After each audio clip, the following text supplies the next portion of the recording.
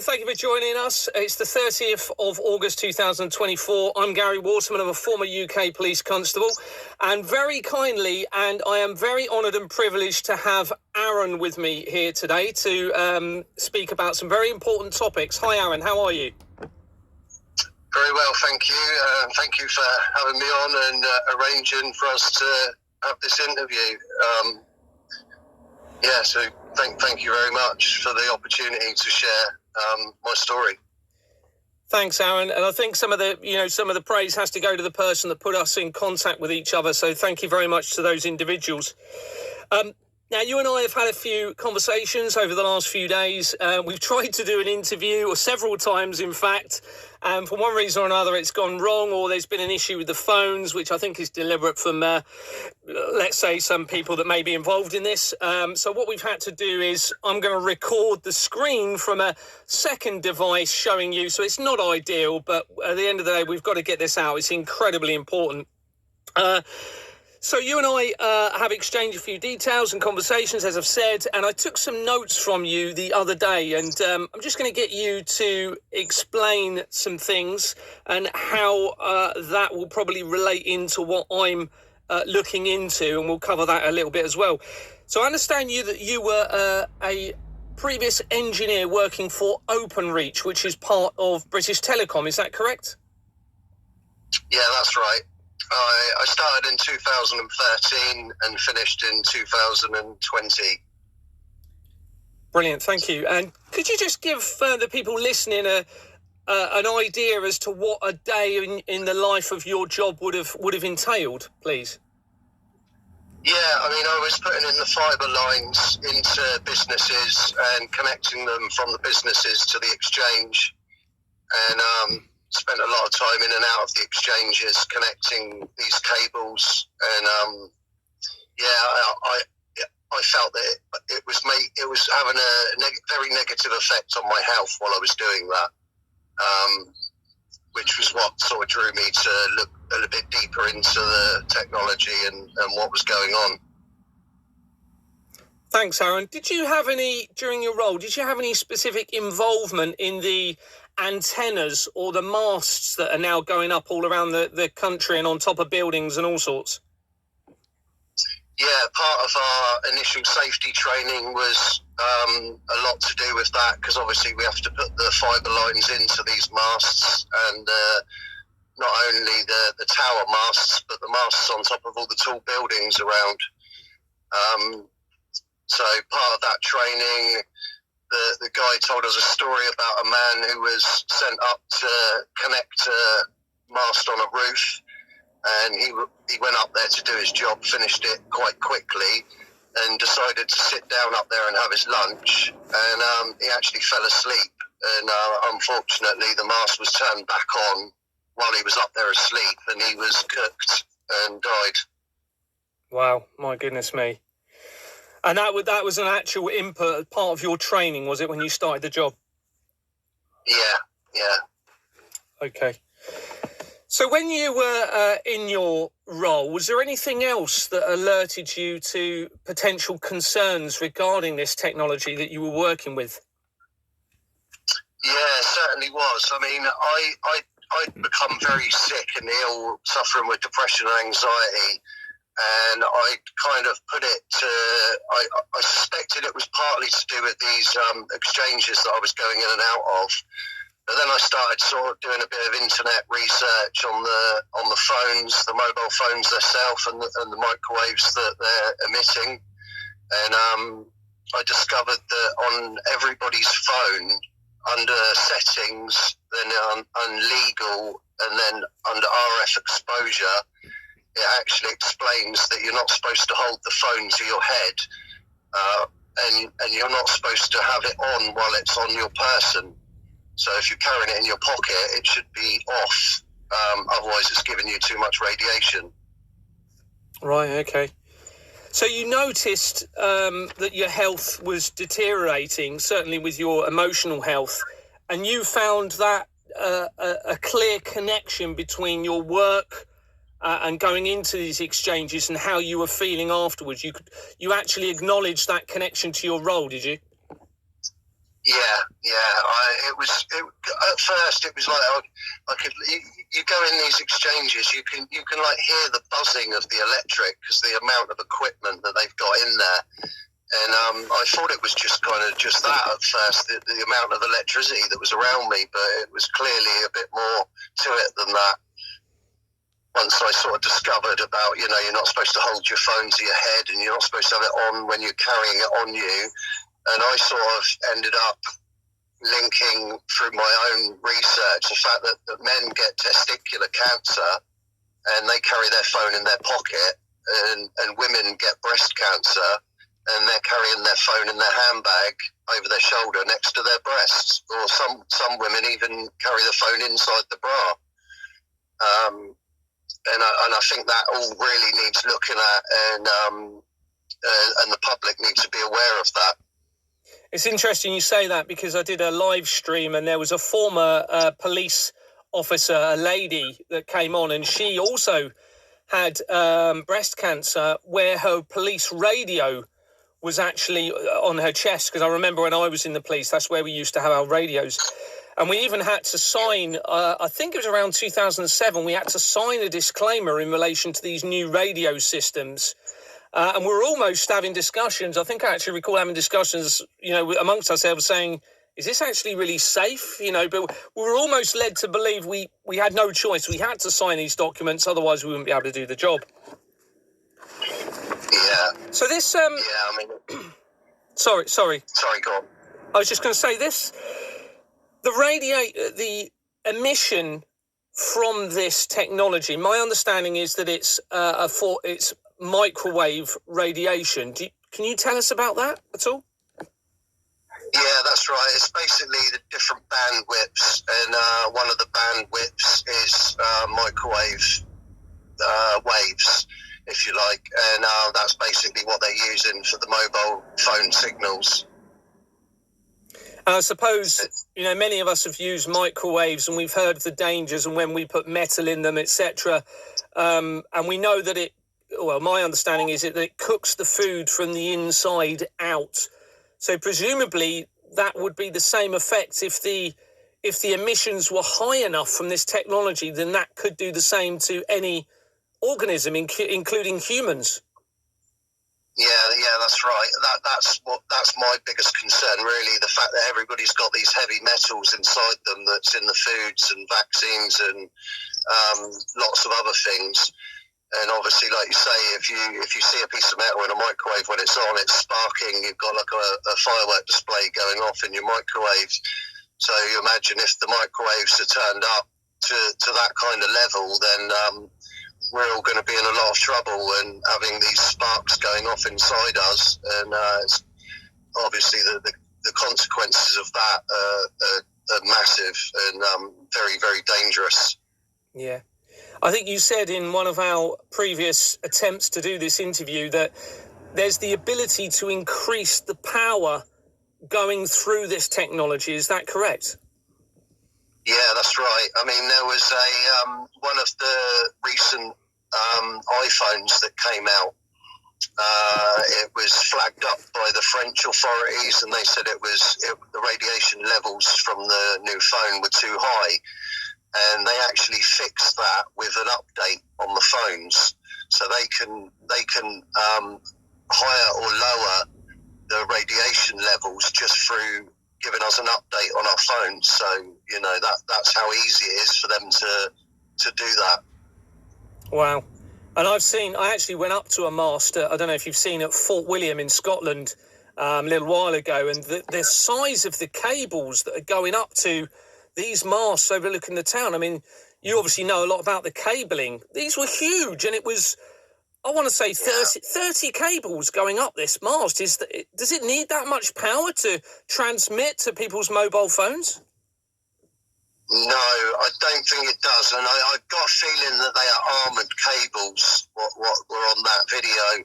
Is basically when you have most of the cables are all underground. But when they do have them exposed on the outside and exposed to the weather, they do quite often use armoured cables for the telecoms as well. But the amount of those cables going into that masks aren't something that I've ever seen or would consider as normal. Right. Very interesting. So you had all of these concerns whilst you were being employed by Openreach, and I understand you tried to address those concerns. Can you tell us about that and what happened as a result, please? Yeah. I mean, when I found this information on our phones to tell us not to hold the phones to our head and not carry them on your person, I went to my manager and showed them the information that I'd found and asked, as engineers, you know, we've been given these phones for work. We've obviously got our own personal mobiles as well. And, you know, we're expected to be on call and have them on all the time. And I wanted to know why we haven't been made aware of these dangers and how to protect ourselves from them. And, I mean, my manager had no idea when I was showing him this information. I could tell by his reaction that it was the first he'd heard of it. And obviously he said, look, this is out of my hands. I've got no idea about any of this stuff. This is the first I've heard of it. And I said, yeah, no, I appreciate that. And I want to have a meeting with the upper management and find out what's going on. And 2 weeks after that, I was sacked. And they said I was involved with drugs online when I'd recently set up a Facebook page trying to help people get off of drugs. Unbelievable. My goodness me. So, I think you've seen a lot of the evidence that I presented and my concerns, and I think a lot of people will be watching what you're saying, and it will only add to their concerns. And I think it's amazing what you're doing, and I really hope that more people, more engineers, and more people that are involved in this technology will come forward and do the right thing in relation to this. What do you think needs to be done to avert your concerns in relation to this? I think really it has to be like a collective thing.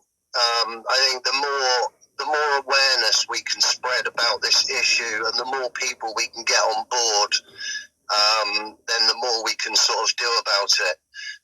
On an individual level, I don't think there's really much we can do other than protect ourselves by not holding our phones to our head and not having them on when we carry them in our pocket.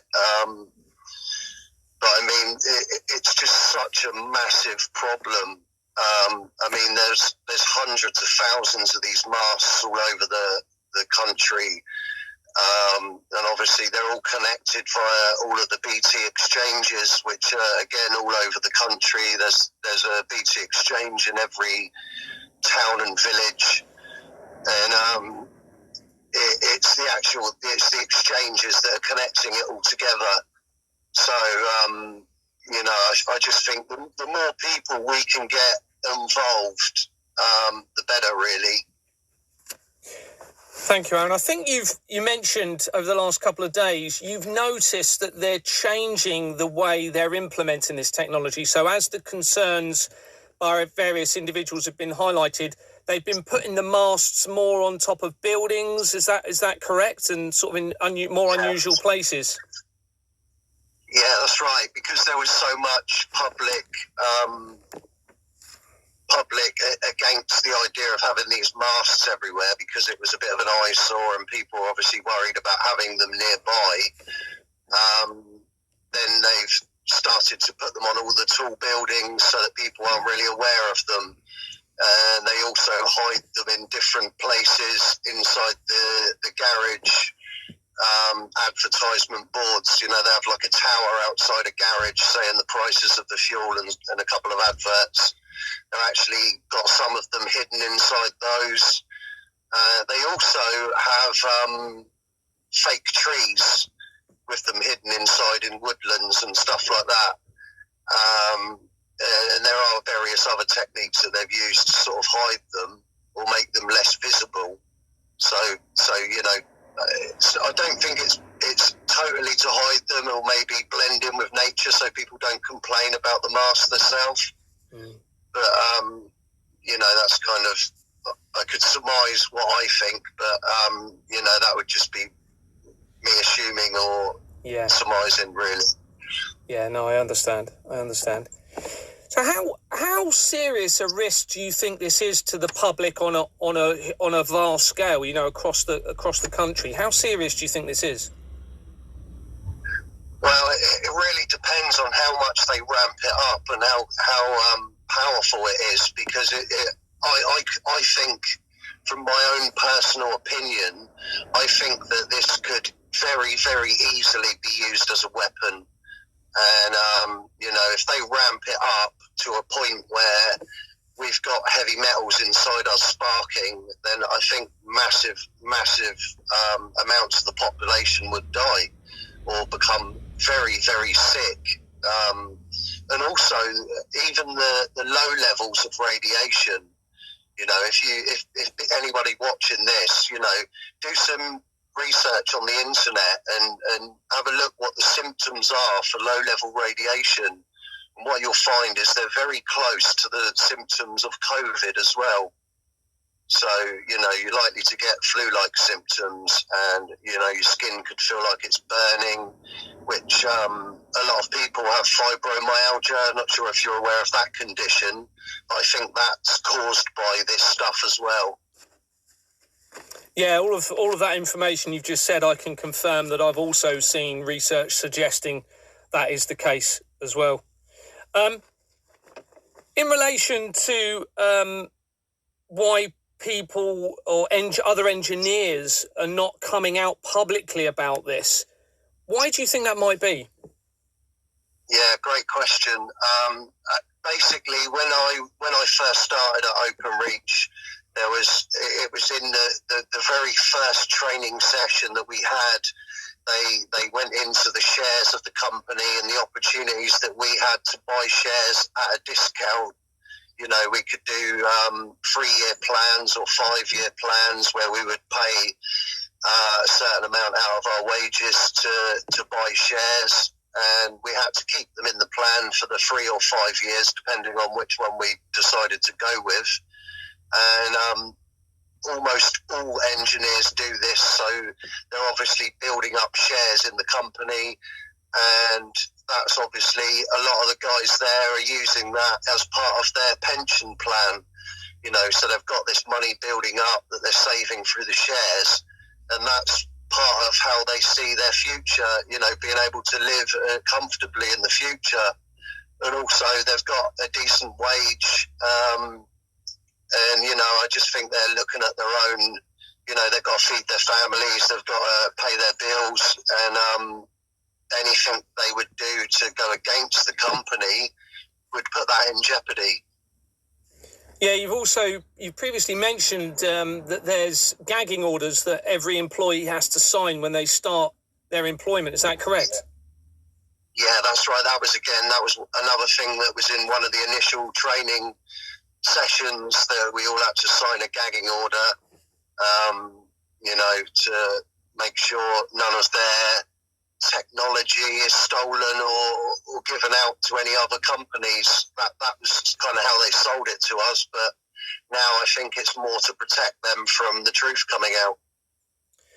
Can you recall within that document or that gagging order, does it specifically say anything about if you become aware of any risks from the technology, you can't tell people about it? Was there anything specifically saying that or not?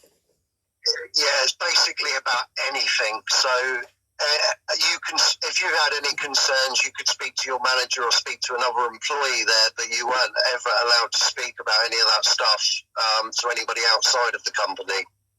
Right, okay. This, with my research, it tends to tie into COVID quite a lot and the vaccines. I understand you've done a bit of research in relation to Wuhan. Can you tell us about that a little bit, please? Yeah, basically, I look when I was looking into it, and this is all research I've done on my own, off my own back online. It's nothing to do with Openreach as such. But I discovered that the COVID virus, or what they're calling the virus started in Wuhan, China, at the same time that COVID outbreak started there. And then I was sort of looking into the whole scenario around that. And then I discovered that the armed forces had their Olympic Games in Wuhan, China, 2 months before the outbreak. So I thought that was probably not a coincidence.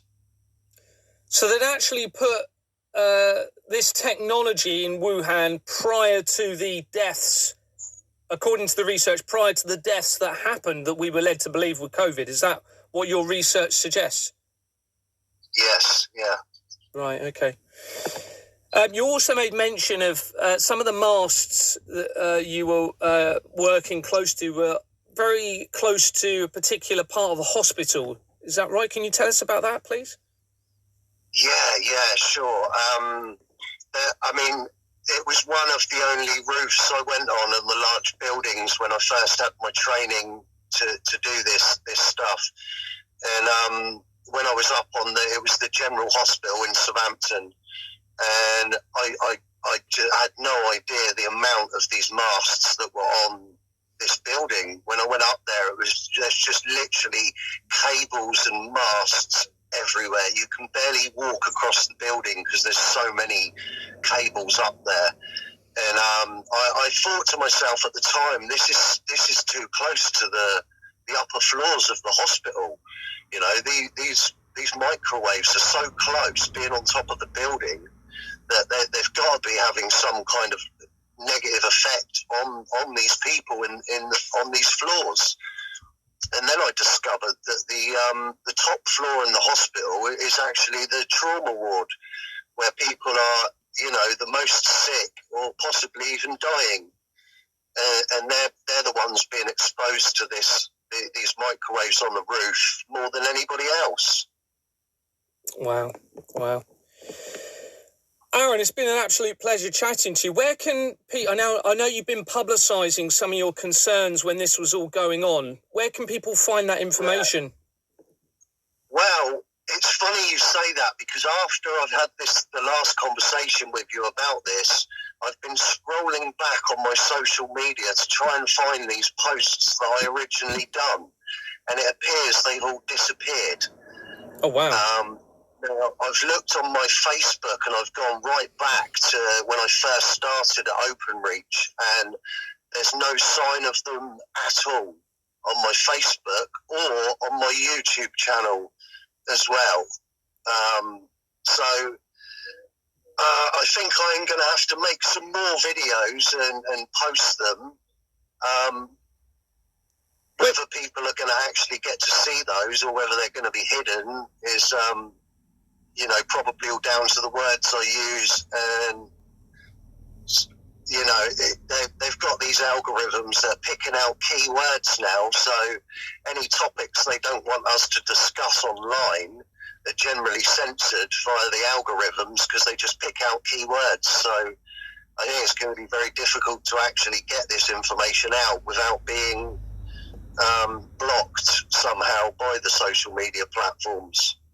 Wow. Yeah, I mean, they've removed my YouTube channel. When was the last time that you saw that it was there, though, you know, that information was on your post? When did you see it was there? To be honest, I haven't checked them recently. I never really go back that far and look. Yeah. I have got quite a recent post about it on TikTok, which is still up. Okay. But that was only in the last maybe 6 months or so that I done that one.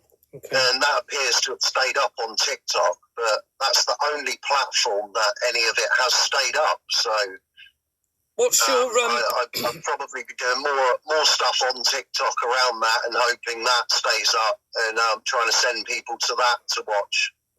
What's your TikTok, Aaron, in case people want to look at it? Yeah, no problem. It's Aaron Mackey 777. Thanks, Aaron. Now, for anyone that's wondering, in relation to the authenticity of Aaron, I've seen documentation that appears to confirm that Aaron was employed by BT Openreach, and I think Aaron's happy for that a redacted version of it to be available to confirm that. He's also spoken to witnesses who he had discussions with around the time all of this that was going on, that are able to corroborate the discussions and the information that he had around his employment at that time. Is that right, Aaron? Yeah, that's correct. Brilliant.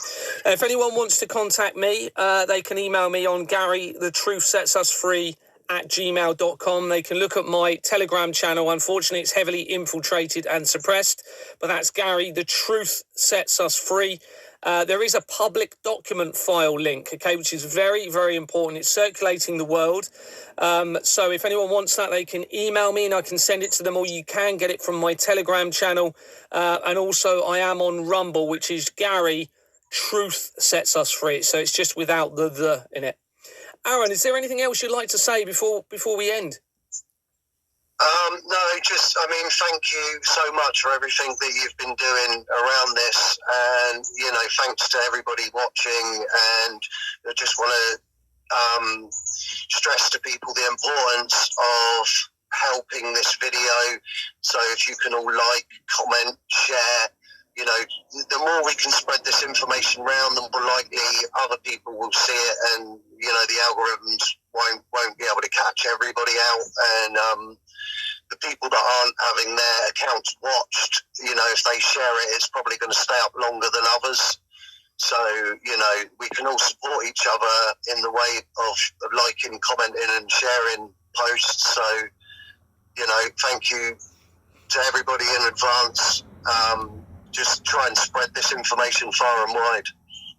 Aaron, it's been a pleasure. It's been my honour, and you are an inspiration, and I hope that other people like you come forward in relation to this. I'll say goodbye to you properly when we stop. Thanks, Aaron.